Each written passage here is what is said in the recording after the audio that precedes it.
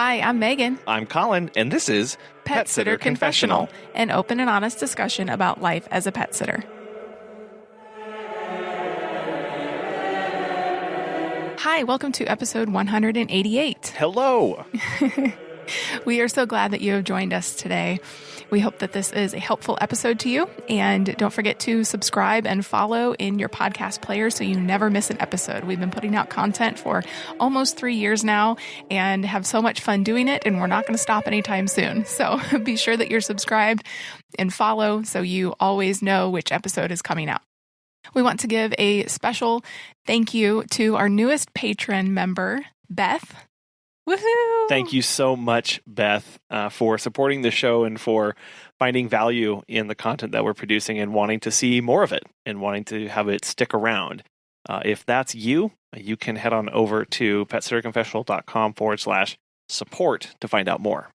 And also thank you to our sponsor, Pet Sitters Associates. So this is our big social media episode. This has been brewing for a while, and it's been on my mind for a while, and I'm probably going to forget to say something or miss something or remember in a week that I should have said something about this because it's really a big topic, and so there's really so much to it. So we may do a follow-up episode on things I forgot to say in this episode, but I hope it's helpful to you and it gets you thinking about being intentional with social media. I'm going to start off this episode by saying that not everyone agrees that social media can work for a pet care business. There are social media managers and pet care businesses that have huge followings that obviously say it works for them, but there are others who say social media is a waste of time and you need to be focusing more on the boots on the ground and building relationships in person versus over the internet. Now, wherever you fall on that spectrum, you have to recognize that the internet has been around for a few decades and is obviously not going anywhere. Nope. So if you want your business to be around for years and years to come, you have to at least be somewhat knowledgeable about how to market and advertise your business in a digital way. You can't get around it. So I'm going to be talking about organic reach, not paid reach. I won't be discussing ads at all or how to run them or how to set them up. That is a different discussion for a different day and probably an interview because I am certainly not the expert in that. So I'm not saying I have this completely figured out. No one really does because the algorithm changes daily. What I feel like posting changes all the time as well. And I'm not someone who has subscribed to the plan your whole social media in a year type of thing. If you do that, that's great. And I'm sure it works very well for you. I know that batching things is very efficient. I just haven't tried it yet. So I'll be sharing some of the things that I've learned over the past couple of years in dealing with social media. Prior to starting this podcast, I had no knowledge of social media. I didn't really post. We didn't have really a presence very much. Right. And so I just kind of winged it. And so these are only my opinions. And just as every business is unique and the goals you have for your own business are unique, so is your social media. It's going to be unique as well. So my way may not be the best way for you. I don't recommend spending hours and hours every day posting 50 stories and 5 individual posts on the 7 major platforms. You know, with everything in life, you have to have a balance. With social media, it's crucial. And if you absolutely dread doing it in any capacity, then you may need to hire someone to do it for you if you feel like it's important for your business, or have a team member or a friend post for your business. If you are great at it and you love it and you already have social media hacked, then great. But I still hope this episode is helpful to you. And if you do have it all figured out, I would love to pick your brain on what has worked for you and what you've tried that hasn't worked so well. So you can find us on Facebook or Instagram at Pet Sitter Confessional. If you follow us on Facebook or Instagram, you may have noticed that we have somewhat of a large following for being a podcast in a niche market. That definitely didn't happen overnight, and that is something that a lot of people can get really caught up in when dealing with social media, is the follower count and the number of likes and the number of comments. At the end of the day, the follower count really doesn't mean a whole lot. Obviously, you want to turn those followers into clients, but the algorithms, particularly for Facebook and Instagram, are abysmal, and they are always working against you. That's because there's so much content out there on social media that these sites are constantly trying to figure out which piece of content to show people on their platforms. Just because you have 20,000 followers doesn't mean that all 20,000 will see your post, because those same followers are also subscribed and following other accounts.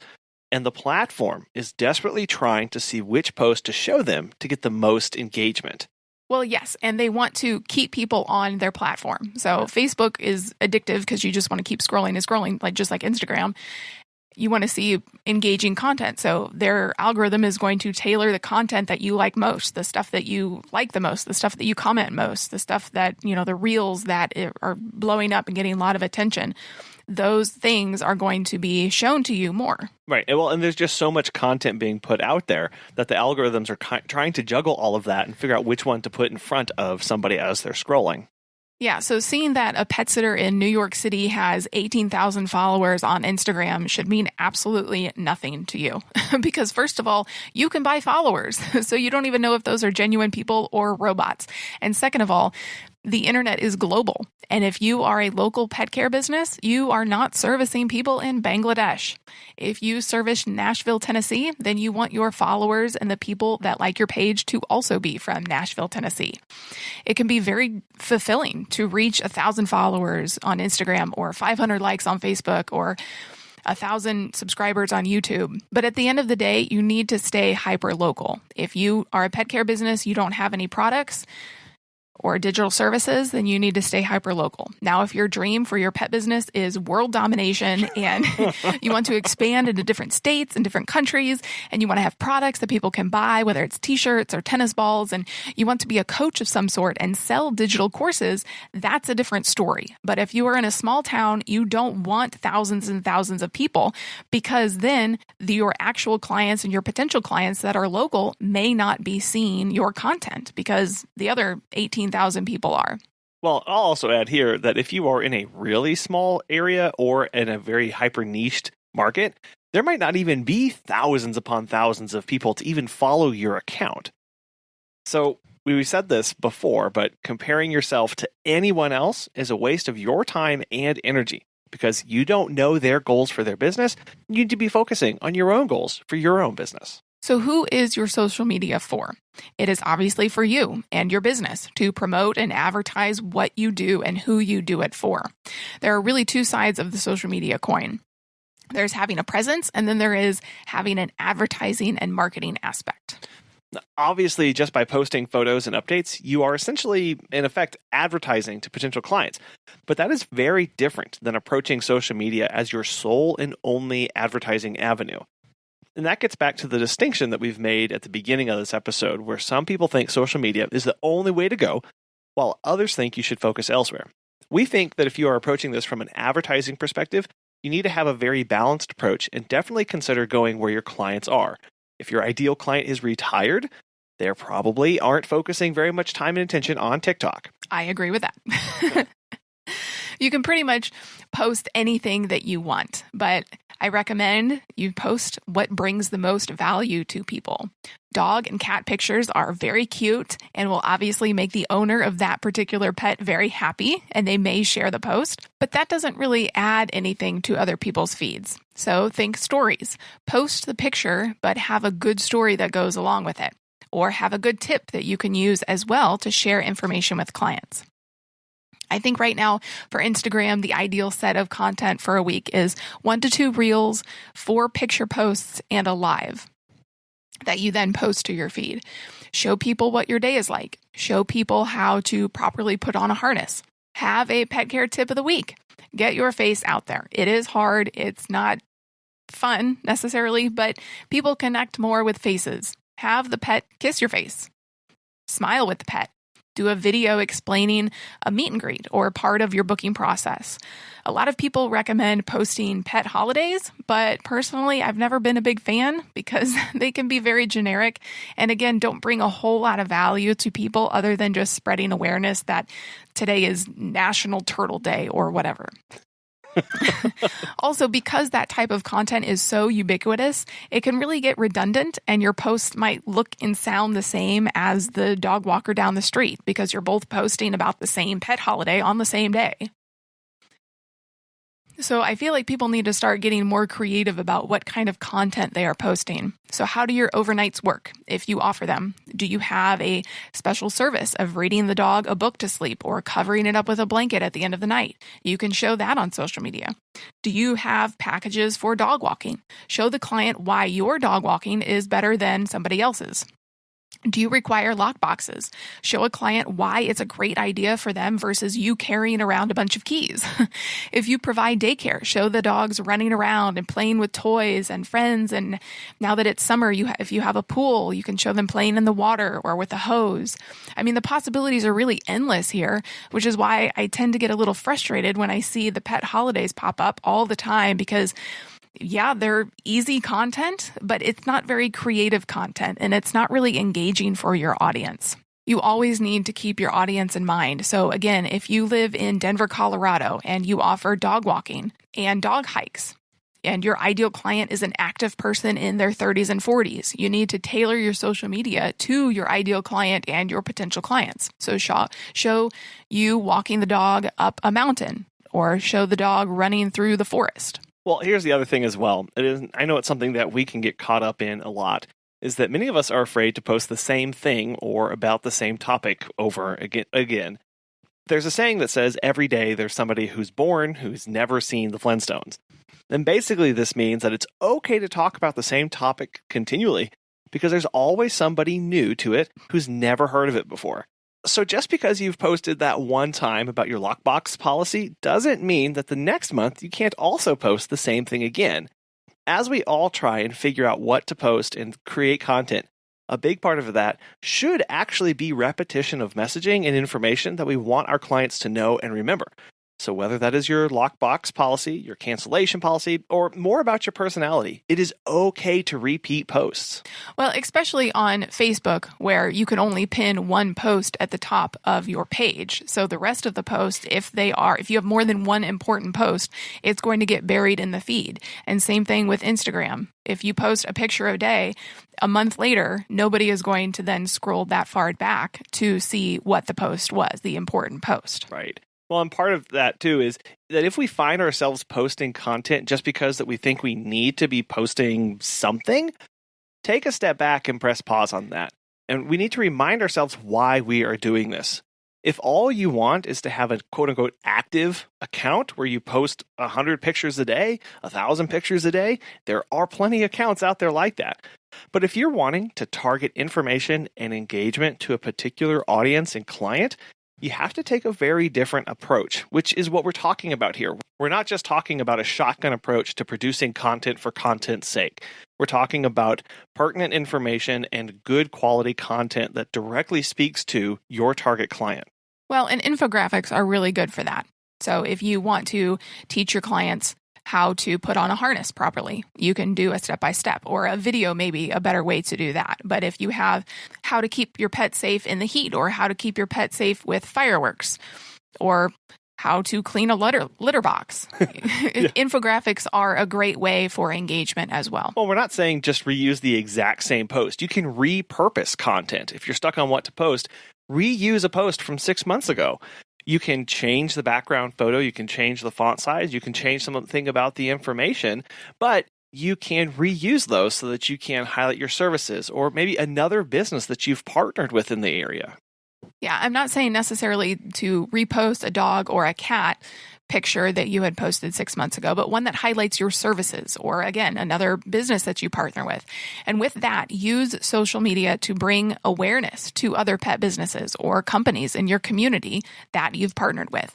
If you don't provide doggy daycare, but partner with a business that does, and you provide pet taxi to and from that daycare, make a video of getting in the car, getting the dog in the car, and how happy he or she is when you drop them off at daycare and when you pick them up at daycare. The daycare business is going to love that because you are highlighting them and how happy the dog is when he or she gets picked up. And you're also highlighting your services as well. People want to see your business stand for something and that you are part of a cause. If you volunteer with the Humane Society, make a post about that. Collaborate with other pet care businesses in your town or near you and create posts that are relevant to each of your businesses. I just saw this a few weeks ago with Heidi and Hope and the Savvy Sitter down in Florida. It's hurricane season down there, so they teamed up and created posts to help their clients be prepared for the crazy weather. And so they had each other tagged on the post, and it was a great way to collaborate with each other and not see each other as a threat, but to raise each other up in this industry and bring value to your clients. Something else that also brings value to the industry is our insurance. So as pet care professionals, your clients trust you to care for their furry family members. Pet Sitters Associates is here to help. For over 20 years, Pet Sitters Associates has provided thousands of members with quality pet care insurance.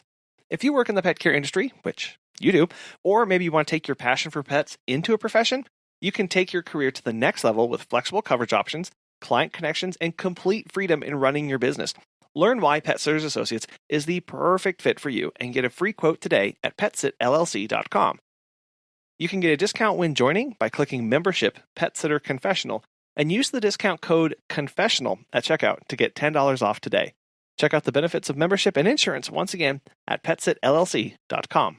There's the eternal question of when should you be posting your content. There are tools and analytics that you can use to track when the best time to post is, and they usually say when most of your audience is online at a particular day or particular time. I don't typically use these because I follow the rule of done is better than perfect, and I just post it when it's convenient for me. Well, I will say that part of that is that when you are consistent about when you're posting, you start training your clients and training your audience to expect your posts at certain times, and you kind of build this as a relationship with them. Well, and the algorithm likes that as well. The algorithm likes consistency. If you post 10 posts for 3 days, and then you don't post for an entire week, and then you post one day and then not the next 5 days, you need to be consistent because otherwise you aren't going to be getting as much in front of your audience, and the algorithm is going to get confused. So when you start putting together how and when you're going to post, try and pick a time that's going to be consistent and easy for you to post throughout the day. Maybe that's you set time aside throughout the day, or maybe you just schedule one time in the morning or in the evening to post your content so that you can be consistent and that you can have longevity in posting. Well, and there are apps out there. There's Later, there's Hootsuite or Hootsuite that you can schedule your posts and they will go out at whatever time. I don't use those, but you may, and they work great for a lot of people. There are so many other things to be doing during a day. Trying to figure out the exact hour to post your photo to get the most engagement really doesn't seem like that big of a payoff at the end of the day. But if it's important to you, you can use a scheduler and you can use your Facebook and Instagram analytics and post during that time. If you are actively trying to use social media as your advertising and marketing engine, it may be worth it to do a deep dive on your analytics. But if you are just posting to get engagement and share stories and not necessarily focused on the advertising side, getting the post out whenever you can is more important. I know that the Facebook and Instagram algorithm likes about once a day. Like I said, be consistent. For Instagram, they also say to engage, which means like and comment on people's posts. And to do that about 15 minutes before you post and about 15 minutes after you post. And that will kind of wake up the algorithm and make sure that people really see your posts. Hashtags are still very powerful as well, but make sure that they are tailored not only to your specific post content, but your geographical location and things that your potential clients would be searching for. So you can, if you are in Miami, you can say hashtag Miami Pet Sitter. And then if it's a picture of a Labradoodle, you can say hashtag Labradoodles of Florida or Labradoodles of Miami. You don't want to use hashtags with millions and millions of posts because then the second that you post, it's going to just go further and further down the feed because so many people are using that same hashtag. So you want to do local landmarks, local parks, big restaurants in the area, or even big events, whether they cater to pets or not. Last year, Facebook did roll out where they were going to start making hashtags searchable in Facebook. And while those don't get as much traction as they do on Instagram, I feel like they're still worthwhile to post. You don't have to post a ton of them. A few of them works, but they are searchable. And don't forget that you can also tag a location for your photo as well. So you can tag the landmark, tag the dog park, tag the restaurant as an actual location, and you'll show up in those different searches that way too. Another great question to ask is, where should you be posting? So there are 8 major platforms: Twitter, Facebook, Instagram, TikTok, Snapchat, LinkedIn, YouTube, and Pinterest. Your business can be on all of them, but unless you have a specific social media manager to run those accounts, you will very unlikely be excelling at all of those.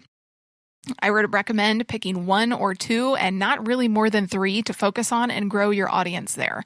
Obviously, the platform with the biggest number of people on it is Facebook, but remember that also has the lowest organic reach. And organic reach just means the number of people that see your post without you having to pay for it. It's important to keep in mind the lifespan of a post on each platform. So on Facebook, your post usually only lives for about 5 hours, unless it's getting tons of comments and likes and shares. It will only live for 5 hours. On Instagram, it's about 21 hours. And obviously, stories live for 24 hours on each platform. On LinkedIn, it's 24 hours. On YouTube, it's 20 days. On Twitter, it's only 18 minutes. And then on Pinterest is the longest at 4 months. So the platforms that you should focus on solely depend on your business structure, your goals, and where your clients are. If your clients are business professionals, then you want to head to LinkedIn. If they are older and retired, you'll likely go to Facebook.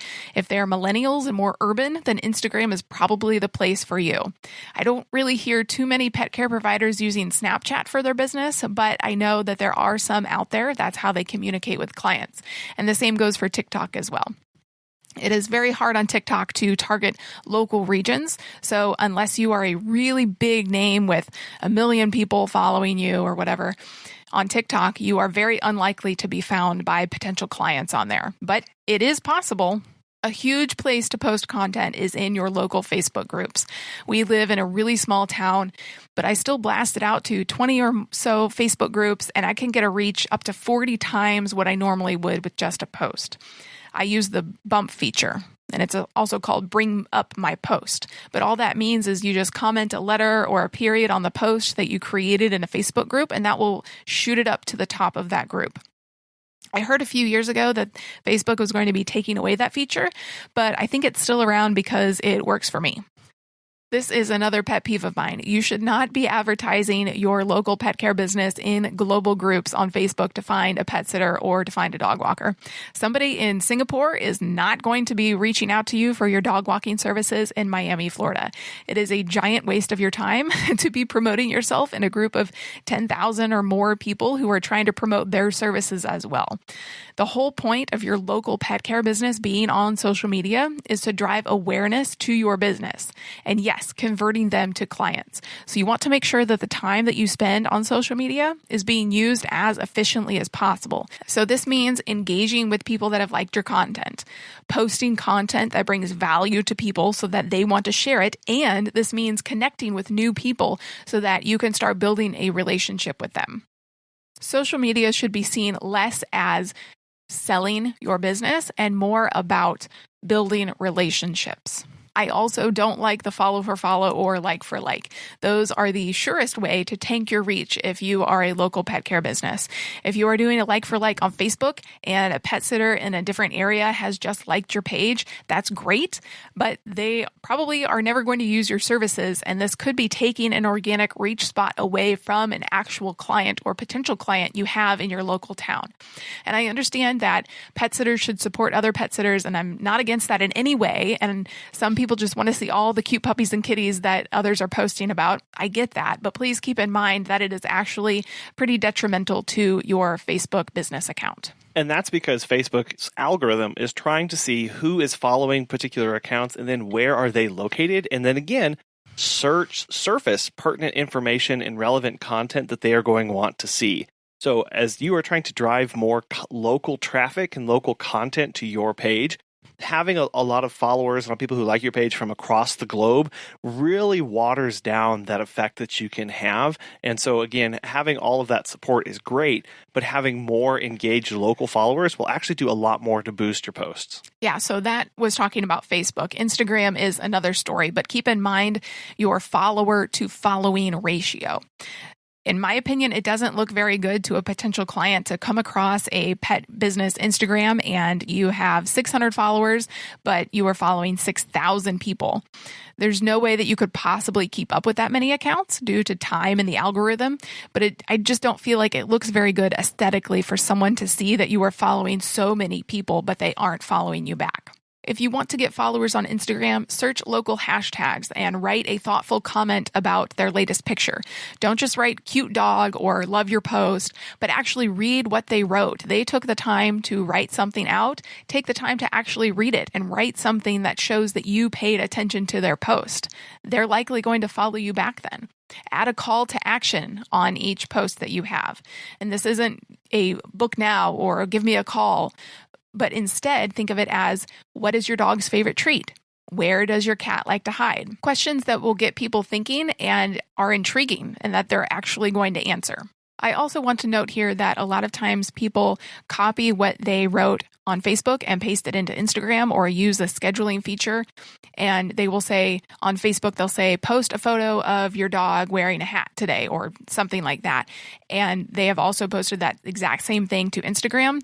I see this quite a bit. Obviously, people cannot comment photos on Instagram. So it doesn't look very good professionally and doesn't do anything because people can't comment what they actually want to comment with the picture. Also, it's important to utilize the interactive features on Facebook and Instagram and LinkedIn stories, like polls and questions. The algorithms love to see this. When people are really interacting with your stuff, that must mean that it's important and people like it. This should go without saying, but if you repost someone's content, please give them credit. Be a kind human. They've worked hard on that. If you're worried about people taking your photos and claiming them as their own, add a watermark or post your logo in an area that they can't crop out. Be authentic when posting.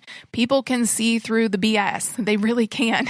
They want to get to know the person behind the business or the people behind the business.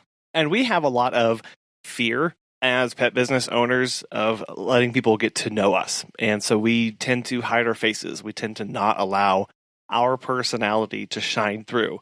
And we think, if I just focus on posting pet content, if I just focus on giving tips, that will help connect with people. But as markets and demographics have changed, people are really looking for that face, as you said, Meg, that face behind the content, that face behind the business. And it's okay to be you. It is okay to tell your story, why you got into pet care, some of the struggles that you're coming with, some of the unique perspectives that you can bring. You can be quirky, you can be fun because you are you. And that's really going to allow your content and your page and your social media to be differentiated from everybody else. We think of that word a lot and go, how can I differentiate myself from other people? You are that differentiating factor, not your prices, not your logo colors, not your services that you provide. It's you and how you train your staff if you have staff. That's where that uniqueness comes in. And so that's what we need to be showing and helping people understand about why we are different and that that's a good thing. So how do we start putting all these pieces of the puzzle together? And how do we start getting our content out across different platforms? As Megan had already said, that she has seen a lot of people who will post directly from Facebook to Instagram, and it doesn't quite mesh up. So this is really important because the type of content that we post to, like an example, LinkedIn, should be different than the content that we post to something like TikTok. And again, this is the difference between merely having a presence versus utilizing each platform to its fullest. Now, if you follow us across multiple platforms, you'll probably see that many of our posts are actually pretty similar. That's because that for us, we found that for our Pet Sitter Confessional podcast, Instagram gets the most engagement and traction across all of the other platforms. So all of our content is Instagram first, meaning that its design and layout are created with Instagram in mind first.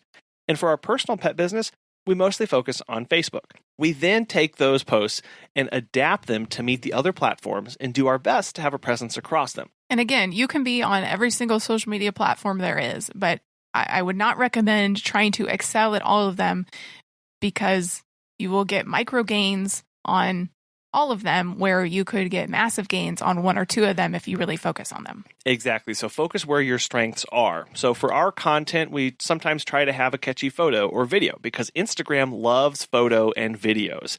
If we're focusing on LinkedIn, for example, you would try and have more writing and put together an article. If you're focusing on Facebook, you might also have a photo, but you're going to have a lot more text associated with it as well. And again, maybe not as many hashtags since that's relatively new to Facebook. If you're investing all in on a video platform like TikTok, you're putting together a video content with some text overlays. Video doesn't work too well on Instagram or Facebook or LinkedIn, though, so that's definitely something to keep in mind when we're putting together this kind of content that we're putting out there. Well, except for Reels on Instagram. Those are huge, and the algorithm has really liked those lately. There's a lot of reach. That's the biggest thing for reach right now is Reels. So this is all pretty overwhelming. And as you can see, there's quite a lot of work that you can try and create specialized content for every platform out there. And that gets us back to our done is better than perfect thinking. We would rather focus our effort on a platform that is actually getting us traction so that we can have the biggest bang for our buck and really hone our skills and understanding of that platform to be utilizing it to its fullest, while also trying to maintain a presence across the others, versus trying to juice engagement across all platforms consistently. We just do not have that kind of time, and when we've tried it in the past, it really hasn't paid off for us, given our goals. So let's give an example of how to possibly do this. Let's go with my example of National Turtle Day. On LinkedIn, you could write an article on the history of National Turtle Day and its role in raising awareness for turtles globally. On TikTok, you would do a short 15 to 20 second video of a turtle walking across the road with some catchy music in the background. Instagram could be a photo of you holding a turtle, talking about a turtle client that you've had in the past. And Facebook could be you sharing a link to the National Turtle Foundation to help raise money to rescue turtles in your area. And that's just for one day of posts. But you have 4 unique pieces of content that are designed specifically for each platform's strengths. However, this, as you can imagine, this takes a ton of time and effort. So what we do, as we would see where we were getting the most traction, typically on Instagram, and design the post around Instagram, and then post it to each of the associated other platforms. And that way we know we are targeting our audience exactly. We are still having a presence across the others, and we are trying to be as consistent as possible. Another big component of social media is Facebook is creating your own group. If you find that in your area there is not a group dedicated to dogs or a particular breed of dog or other pet, consider creating one. You can then invite and drive engagement to your group of people who are interested in the topic. It's really great because Facebook is all about groups these days. And if you were in a group, Facebook is actually more likely to show you content posted to a group versus somebody's random post on their wall. So the content doesn't necessarily get lost in all of the rest of the clutter. It has more organic reach than a typical Facebook page. You can use your group to talk about your pet sitting services and also to market yourself, but don't be spammy. Generally, people recommend the 80-20 rule on social media. So you add value 80% of the time and you market and sell yourself the other 20% of the time. We've said it before, but we'll say it again. Have 2 or more admins for your Facebook group or page. It's easy to get locked out. Sure is. So you always want to have a backup profile that has an admin access just in case. You could also be posting client testimonials or thank you gifts or delivering your product to customers. These are kind of easy things to be posting about. Really just images and content that your audience can easily engage with rather than focusing solely on the selling element. But you know your social media best. You know what content performs better than others, what gets more likes and gets more comments. Pay attention to that. Create content that your audience wants, but also make what you want, right? Like, don't be a slave to your followers, but recognize what they share the most of and comment on and create more of that if that's what you want to. But you do you, boo. There's no reason to stress over content, whether that's what to post or when to post. There are plenty of social media managers out there that would help you, or you can just do it yourself and learn as you go like I did. Social media can be really daunting. I wasn't super interested in doing 15-second dances 2 years ago when TikTok rolled out. I'm still not a fan. Oh, come on. Which is why we haven't really grown on that platform or really made any kind of effort to post stuff on there in a long time. But social media is all about what you make it. If you are determined to grow it, there are definitely ways that you can do that and tools and people that you can utilize. Canva is a lifesaver. You can create an infinite number of graphics and everything is customizable. There's different shapes, different pictures, different colors, anything that you want and can think of, you can create in Canva. Don't let your social media look like anyone else's. Your business doesn't look like anyone else's, and your content shouldn't either. You are what makes your business unique. Capitalize on that. Be creative. Remember that everyone started at zero, even Kim Kardashian. Hey. Have realistic expectations for not only your social media goals, but also your time on there. You could literally spend all day creating and posting content. And if that's what you want to do, great. Then you need to structure your business that way and hire a team to do the dog walking and the pet sitting.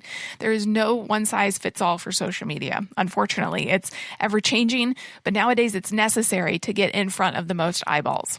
And most of all, have fun. Social media should not be a drudgery. It's a way to connect with your clients. So create posts that reflect the culture and the attitude of your business. We actually met Natasha O'Banion, a pet business coach, through Instagram, and she's on the show today to talk about how to get less awkward during the meet and greet. Ooh, I need this one. And as we take on more and more clients, we're doing a lot of more interactions, we're doing a lot of more meet and greets, and we are fielding a lot more phone calls or questions. And I know some people can get the feeling like they are awkward around others or have employees that have awkward interactions with clients as they're going throughout their day.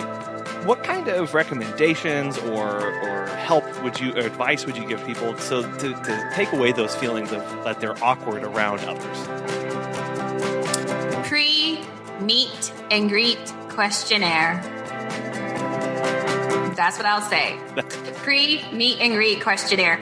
A lot of people in the pet industry, I've never heard anybody doing it, but it was my pre-qualifier for my clients. And once I had my pre-meet and greet questionnaires filled out, my walkers did not need to do any additional work. So I actually love this question because I am very extroverted. I come from sales and marketing. I love to give everybody my full personality and everything that I do every day, every time. But everyone's not like me. So when we talk about growing and scaling, I'm like, is this realistic to send like level 1000 into a meet and greet every time? Like, can we scale our business by training a bunch of level 1000s? No, we can't. So let me put something in my business to where it doesn't put the pressure on my walkers or sitters to be that person. So the client books online on their own. They're empowered. They fill out a pre-meet and greet questionnaire that has tons of questions. Has your dog bitten someone before? What's your schedule? What's your start day? What's your dog's likes and dislikes? Are they okay with new people, right? So you have things that you need and you have your qualifier or you're like, I cannot take this client. So in my questionnaire, I already have all the answers that I need, okay? So by the time my walkers get to do the meet and greet, they can just say, oh yeah, you already filled out all the forms. You already answered all the questions. I'm just here to love on the dog and to take photos of where you keep everything. We're going to put that in our system. And now anyone that comes over is going to have full transparency of where to find lock boxes and cleaning supplies, etc. So we're no longer making a meet and greet like a sales meeting that we're like, well, let me tell you about my business and how I was founded. And let me tell you the story of Renzo and Ruby. And that's not a meet and greet. A meet and greet is designed to make sure that this relationship is a go. The only reason to make this relationship is a good fit is by asking questions. It's a listening relationship. But in that form, before they even got to the meet and greet, that is the most powerful tool that'll help you streamline that so quickly. That's right. We do no sales. We do no history, no mission statements. We're like, hey, we already got all the information. Everything's in our system. You're all ready to go. I just want to come over here and put a face to a name, figure out where we're going to set your lockbox up, and let's jam. And they're like, we love it. Because look, think about this. Let's think about the flip side. If I do all the paperwork and then my walker or sitter goes over and asks all these questions, they're like, don't you already have this stuff? I already filled this paperwork out. You guys already asked me this. Or if my walker goes and I'm not even sure if they ask all the questions, I'm not even sure if they presented it the way that I would have presented. I have no idea what happened between client and walker. No idea. And so then I call and say, hey, just want to follow up on your meet and greet. How's everything going? Want to go ahead and fill out your paperwork, finish, make sure we have everything buttoned up. They're like, the walker already asked me all this. Like, you guys don't talk. You didn't get that from them, right? It's just a weird, non-scalable relationship that you can take that out by just having that questionnaire. Also, this is your opportunity to put a lot of policies in there. So in my pre-meet, my clients know that we're going to have multiple walkers coming over. Question is your dog okay with new people? We are team collaborated. So now, before even a meet and greet starts, they have the option to say, you know what? My dog is actually very timid around people and they need the same walker. So then I get a chance to say, you know what? We're probably not a good fit because we work as a team. I allow my walkers to go on vacation. They travel. We have snow days. We all back each other up. So we would not be a good fit, right? Before you even go down the whole rabbit hole of your process, you literally qualified right out the gate. And so introvert or extrovert, doesn't matter. Let's call it a paperwork. The paperwork is what spoke for you in that moment. Yeah, it really does, because the main times we're at the meet and greet and we feel like we have to make the hard and fast decision of to take on this client or not. And imagine if you got rid of all of that unknowns, and before you even left the door to go to the meet and greet, you already knew whether they were a good fit or not. It just puts you so much more at ease, and you know there are no surprises. I mean, surprises do happen every now and then, but you can have a much better picture of exactly what you're walking into, what their expectations are, and they already know some of yours, as you said, of if you have some questions in there that outline a little bit of your policies. Can you do this? Can you, are you okay with our 4-hour time window? Exactly. If they say no, you don't even have to worry about declining them in person. You just have to say, that's a text message or that's an email back to them saying, sorry, this isn't going to be a good fit. Here's some other recommendations.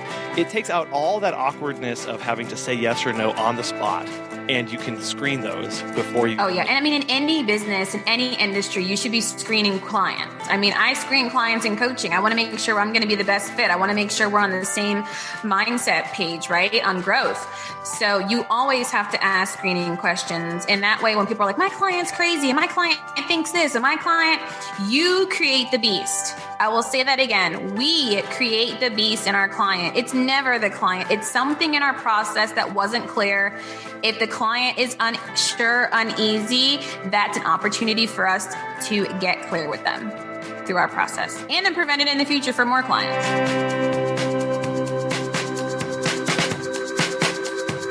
Natasha runs a successful dog walking and pet sitting company, and she's also a coach. And if you would like for her to help you in your business, you can head on over to startscalesale.com. And when you're ready to work with her, use the promo code PSC20 for 15% off. Let me know what has worked for you with social media. Do you enjoy it? Do you not? What content works great for you? You can let us know at Facebook or Instagram at Pet Sitter Confessional. And obviously, this is a topic that Megan is very passionate about, and she has a lot of thoughts, and she spends a lot of time thinking on. I don't. So definitely, she will be the one helping you and giving tips. But we appreciate you listening to this, and thank you so much. Thank you. And we'd like to thank our sponsor, Pet Sitters Associates, and our Patreons for making today's show possible. Bye.